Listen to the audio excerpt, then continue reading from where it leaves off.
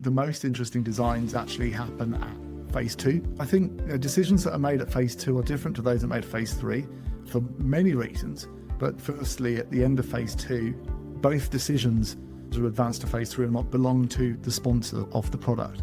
Whereas at phase 3, you have the regulators who say, we will set alpha, we will set this at the level we're acceptable with, oftentimes 5%. And then companies pick their beta and the sample size that goes with that.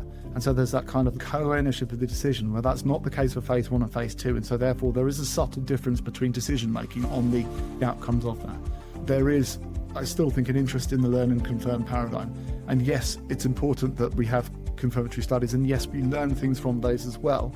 We learn more about safety because it's in larger numbers. We learn more about longer term safety because the treatment's used for longer. We can learn more about other endpoints which might not have been included in phase 2. So there are still learnings to be had from the phase 3 study, but it's a confirmatory study within that paradigm, so it should be fairly boring.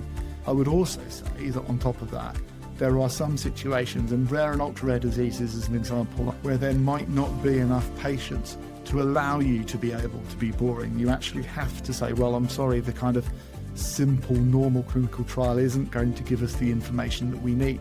And I think that's maybe where the scope for more interesting designs could be moving forward.